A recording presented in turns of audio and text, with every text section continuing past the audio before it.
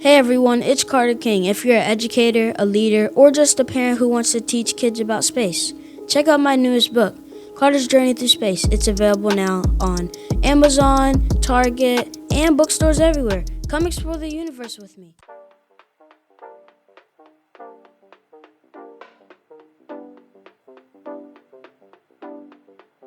Welcome to another episode of the Contagious Culture Podcast. I'm your host, Kyle King, and the goal of this podcast is simple: to help you create environments where people thrive.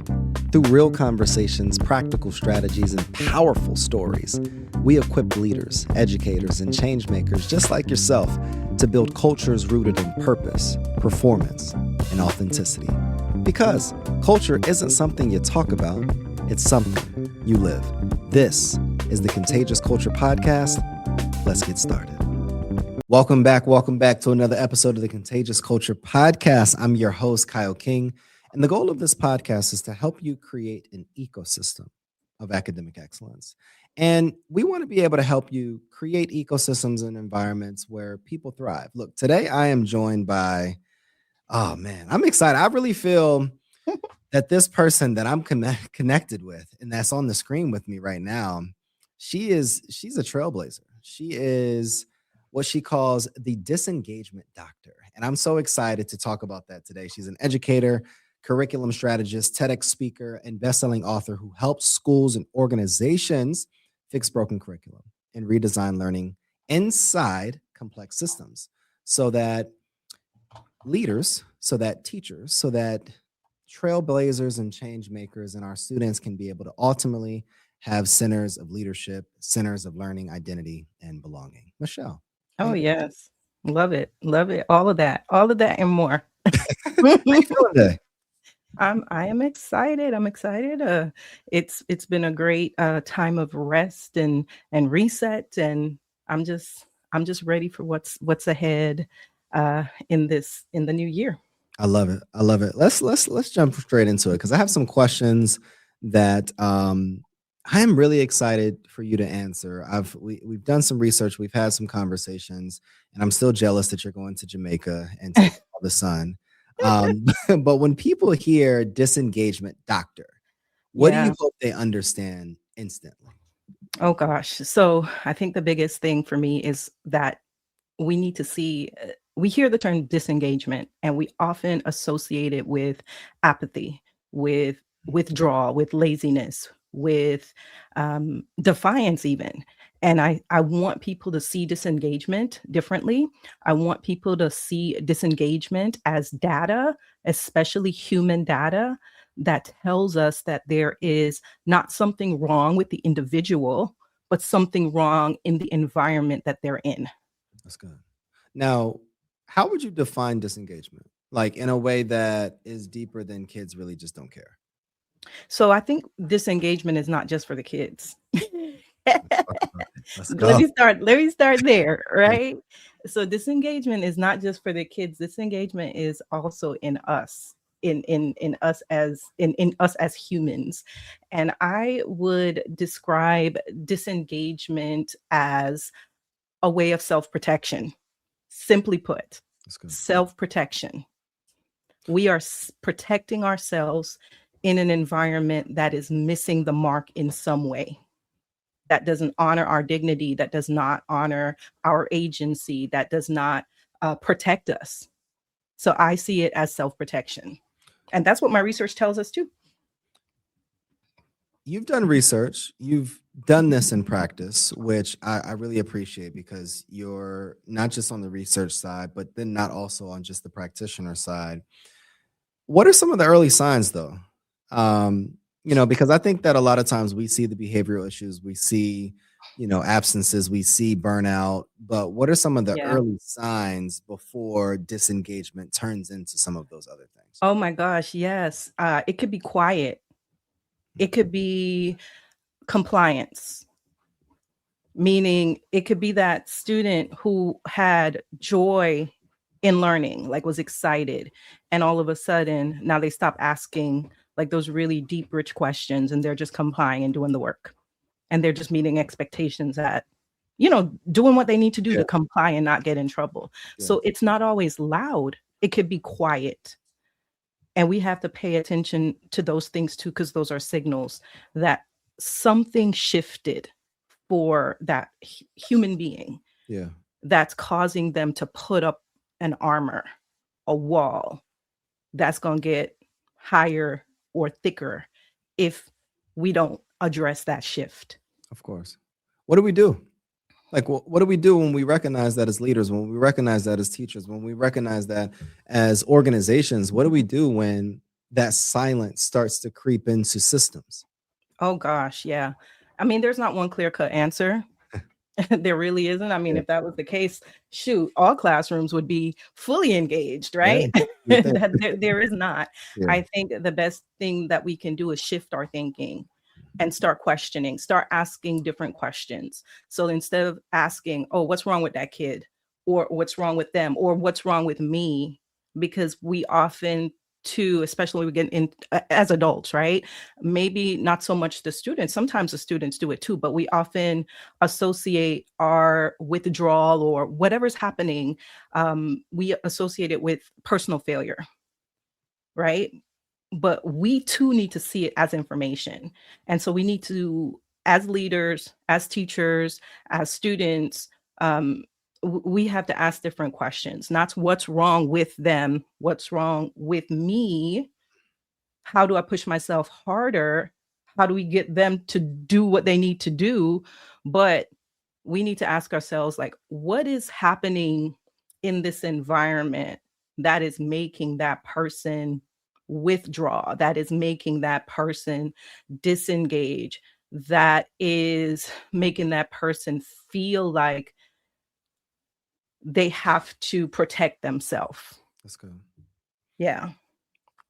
You walk into a school, it's the middle of the year, or this case, it's January. People have coming back from the winter break, and you're starting to experience this. If you were to implement something over the next 2 months, 3 months, what are the first moves or strategies that you would recommend a leader listening in to implement? Oh my gosh. So it just goes back to basic humanity, like making connections, building, how is your family? How, what's happening? Like this is more relational. Yeah. Because when those relationships feel genuine, that trust layer starts to thin out. Yeah. Like that the trust is growing. And I think that it just has to be less. I know we have we have deadlines, we have tests. And listen, I worked in a public school system for 15 years. I've been in education over 20 years. I live it every day. I'm a professor of teacher education. I observe students who are, getting ready to be teachers or who are already teachers and need to recertify. So I do this. This is life for me. But we have to start looking at this as a human issue and start looking at the human being. And we have to start thinking about it as more than just performance and producing and perfecting, because and people pleasing, because that's what we've been doing in this system. That's what I did in the system the entire time I was in it until I stepped outside of the system. It is so much more than that. Like, how do we honor them as human beings? I can't tell you.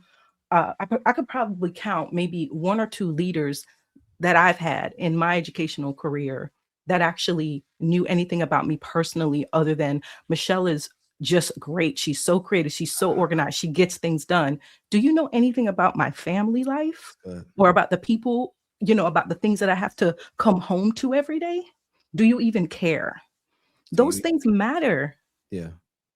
It's interesting because I think we focus so much on tactics and programs rather than just genuinely and authentically connecting with human beings. Yeah, that's it. That's that genuine, authentic connection. Like, how are you creating spaces where those authentic connections are happening? Not performative.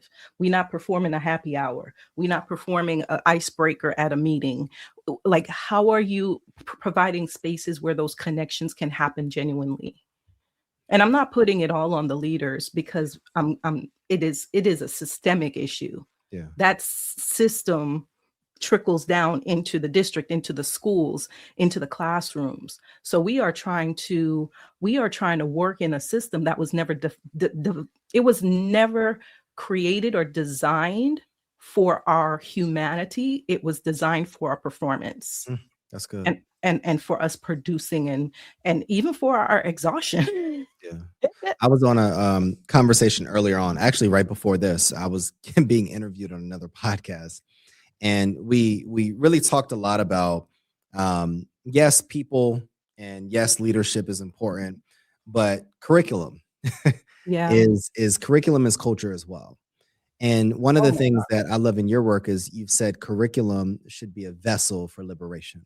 Oh, Lord, yes. What does that mean in practice? Because, we gonna go off on a whole nother thing now. Listen, you ready? Okay, let's go. I truly, again, in our traditional curriculum, in what we're taught, in what I was taught in my education programs, I have multiple degrees, all in education, and there were things that I learned about curriculum development and teaching and learning that were outside of that, things that I had to learn on my own. And what I'm talking about is how to teach Black and Brown students. What I'm talking about is how to make your curriculum culturally relevant and culturally rich, so that every single child in that classroom can see themselves in what they're learning, can identify, not just seeing themselves as the tropes and the victims and those kinds of things, because there are things in our curriculum that have representation, but whose perspective are those stories being told from? That's good. You see what I'm saying? That's good. How do you incorporate those voices that are actually true and real to those students, so they can feel themselves in it? Like, I didn't see myself in the career. I live in Miami now. I grew up in Jamaica, came to Miami when I was 9, matriculated through the public school system here, which is one of the most diverse school systems in our country. I want to say it's like the second most diverse school system in our country, or third. And I didn't see myself in the curriculum I was taught until I went to college and took an African American literature class as an elective. Wow. Because the people that I was learning about, sure, they were Black, sure, they were brown, but I didn't see myself as a whole human being reflected in their stories until I met Their Eyes Were Watching God, until I met Janie Crawford. Like, she was a whole human. She was complex. She changed. Like, I saw that. like, you know what I'm talking about? We do. And it's interesting that you say that. And I'm really glad that you brought that up, because I went to a predominantly. Hey, it's Kyle. Sorry to interrupt your programming, but I got a quick culture check for you. How's your team's energy right now? I mean, literally, right now. Are people feeling inspired? Or are they just showing up? See, here's the truth. Culture doesn't change because we talk about it. It changes because we live it actively every single day. And that's what I help organizations do. Build contagious cultures that people actually want to be a part of. Through keynote talks, interactive trainings, and hands-on consulting, I help leaders transform the way their teams connect, perform, and grow. So if your culture needs a little bit of spark, let's light it up together. Visit theculturelab.org, again, theculturelab.org, or connect with me directly on LinkedIn at Kyle S. King to learn more about how we can work together. Because remember, your culture is contagious. Make it worth catching. Now let's get back to the program. Black high school. And my first interaction with Black literature wasn't until I went to an HBCU. And Wow. it was not just a class, it was embedded in every single interaction, every single class. And it was probably one of the most powerful experiences that I had, because I credit Alabama A&M University to so much. Like, I believe that I found who I was as a Black man at that institution. Ooh, like I recognized the challenges. I recognized, and I think my parents did a great job setting a foundation, but I think until you're exposed to literature, until Mhm. you're exposed to more, and then you're around a community of individuals, and then Yeah. you're an educator that is teaching you and having you even dive deeper into who you are and how you can be found in the literature that you're reading, it changed who I was. Mhm. Why do you Yeah. think it's so challenging for us to see this in our K-12 education? Um, Because there are a lot of constraints, because that's not how we're initially taught, because it's not part of the curriculum anymore. I will tell you that I used to teach a class called Diversity in Education, and in the state of Florida, you know how our legislation rolls, Mhm. and that class is no longer. There's no more diversity in education. You know, sure, it maybe there's a different title to it, but sure, the content has somewhat changed as well. Yeah. And so there is the issue of compliance Mm. that prevents us from telling the truth in the curriculum. Yeah. It is the compliance. It's also the fear, because I get asked this question every single class that I teach. Uh, Dr. Singh, what if the law says this? Can I do this? There's a book. Mm. The book is banned. The law says I can't say this word. What if I get sued? What if I lose my job? Yeah. We are walking a thin line, and you want to stay in the safe place of that line. And that means that you're not going to do and say certain things.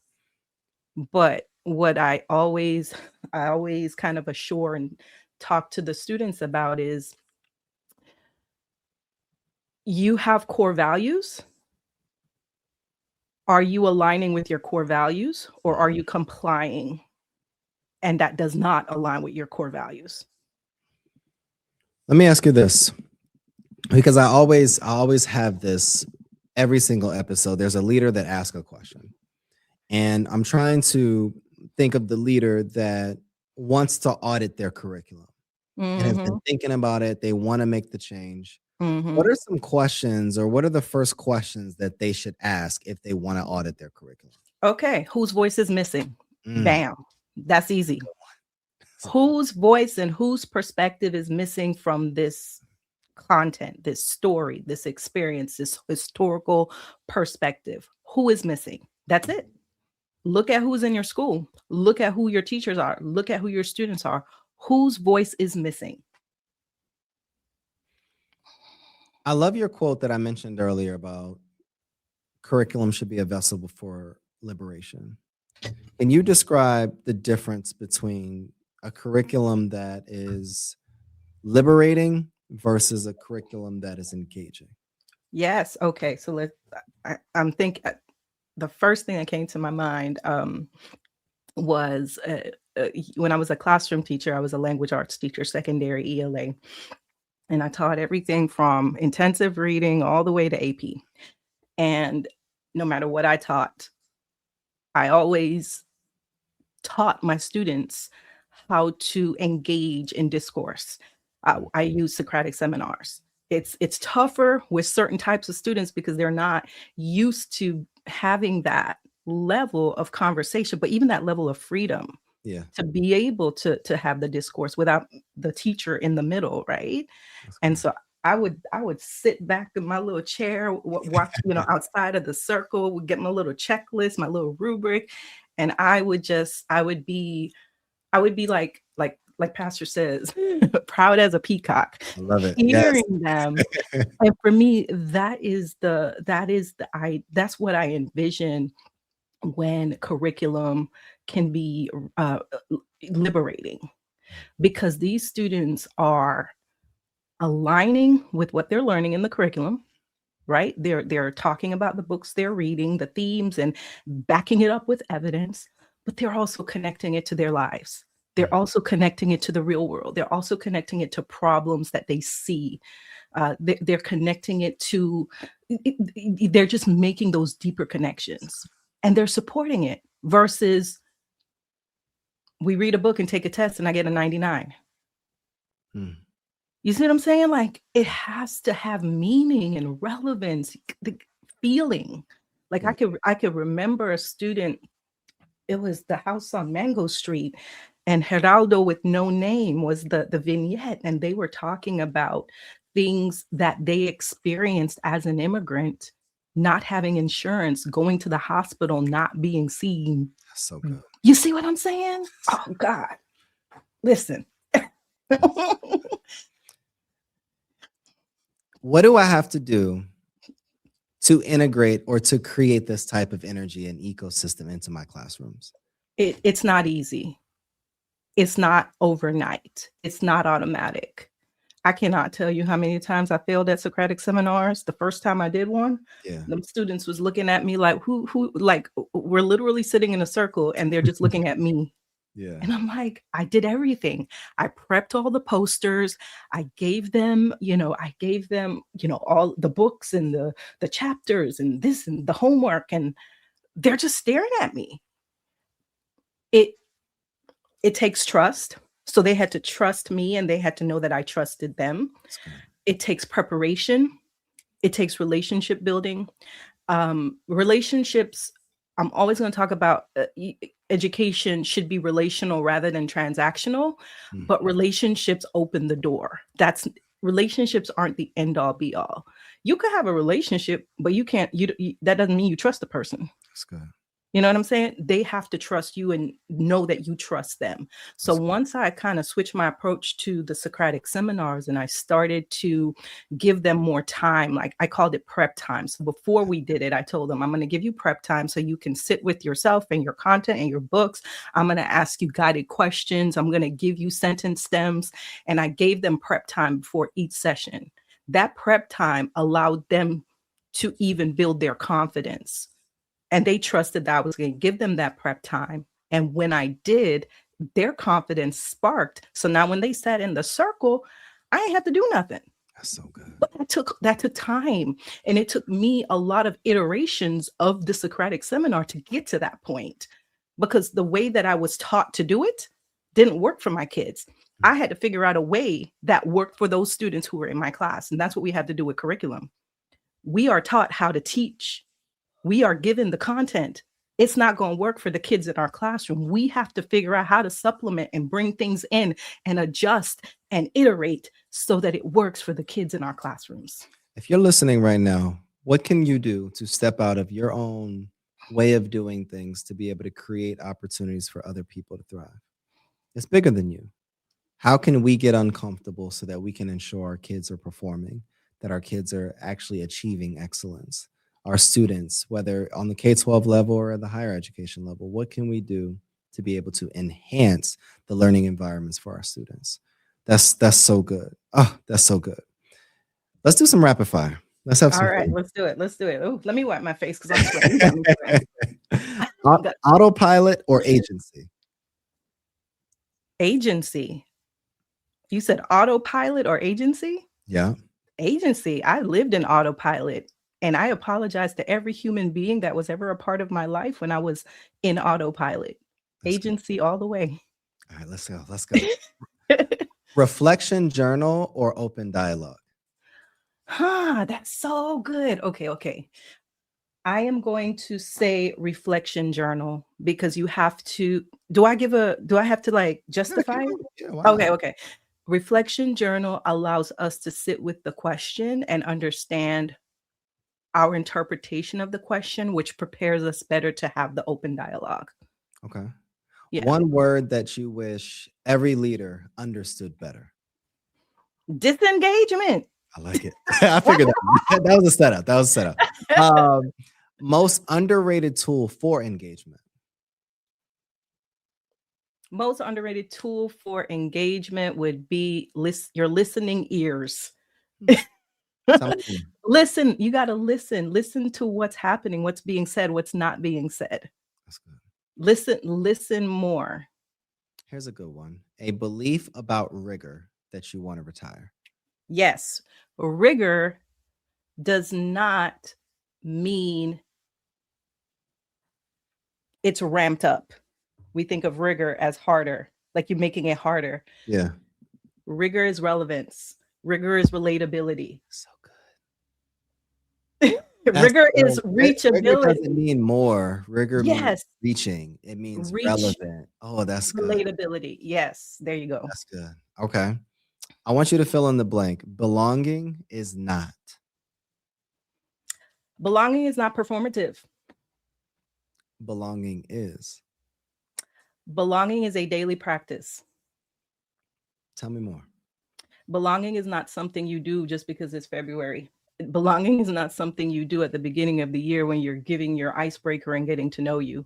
Belonging is something that's ingrained in the very practice that you do with your students every day. How are you creating those micro moments where you're learning about each other and giving them a place and a safe place so that they can feel like they belong?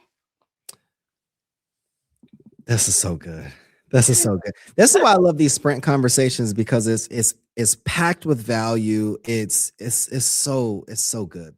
What do you want to say to the leader who knows that their system is draining people, but they're Ooh. afraid to name it out loud? I would say, imagine what could be possible if you stop treating that exhaustion that's ingrained in your system as that rite of passage that everybody needs to go through. Right? What happens when you stop that? How is that going to change the culture, the classrooms? How is that going to change the leading and the learning and the living of the people who you're charged to make better? Dr. Singh, where can people learn from you? Where can people connect with you? How can people get more of this type of conversation with you? Yeah, absolutely. So it's easy. Connect with Michelle.com. Oh, that's super easy. Michelle, that's Michelle with 2 L's. So basically, you're going to go to connectwithmichelle.com. You'll enter your name and your email address. You'll get an email from me with all the ways that we get to connect. And I have lots of events. I live in Miami, Florida, so I have in-person events. So if you're ever here, you can come see me in person, but I also have lots of virtual events, and you'll be in my email community, and you'll get to know exactly where I am and what I'm doing, what podcasts I'm on. You'll get everything you need once you go to connectwithmichelle.com. Michelle, this is amazing. This is amazing. And this conversation for me, and being somebody that was in the classroom, especially on the ELA side, is a reminder that disengagement isn't a character flaw. It's often a signal. That's it. It's a signal. It's a signal that the system is really asking people to think, that curriculum can't teach silence. A signal that leadership needs probably some recalibrating, some redesign, not just motivation. And here's my takeaway. I want everybody to really ask the one question: whose voices are missing in your space? Whose voices are missing? Whether from a teacher perspective, whether from a parent perspective, whether from a cultural perspective, whether from a student perspective. And when learners feel seen, they don't just comply. When teachers feel seen, they don't just comply. They connect, they create, they lead, they innovate, and they impact our communities. Dr. Singh, this was absolutely amazing. You're helping us understand the importance with starting with heart, with leading with intention, and really being able to create systems that are engagement focused, not disengaging. Yes. What are your final words for us? I would say, I'm glad you asked, because there's just something that's just, I want to get out. We have to shift, because a lot of time there's the blame, like the self-blame, right? Like you see yourself as the failure when there's disengagement. You see as a teacher, you see it as, can you hear me? You see your teaching as the failure when your students are disengaged. We have to shift from that blame to clarity. How do we get clarity? We have to see things differently. We have to listen. We have to see things differently. And we also have to move away from that compliance and that control to care and compassion. Oh, I can't wait. I can't wait till round 2. I can't wait to run it. Anybody listening in, we're gonna run it back in the new year. This is gonna be something newly that we're featuring. That's new that we're featuring on the Contagious Culture podcast. We're going to start doing sprints for you so that you can get value packed in 25, 30 minutes. And then we're going to follow that guest up with a deep dive, more so in a case study format, so that we can really be able to extract all the information that they know. One of the questions that we always ask on the Contagious Culture podcast is, what type of culture are you spreading? The energy you bring is the culture you create. Make yours worth catching. We'll see you all next. Thanks for tuning in to the Contagious Culture podcast. If this episode challenged or inspired you, hey, take a second to share it with someone who's building culture in their world. Make sure to like, subscribe, and leave a review. It helps more leaders, educators, and change makers just like yourself join the movement. You can connect with me on LinkedIn or YouTube at Kyle S. King for more tips, tools, and methodologies to be able to help you create this ecosystem of absolute excellence. Until next time, lead boldly, live intentionally, and remember, your culture is contagious. Make it worth catching.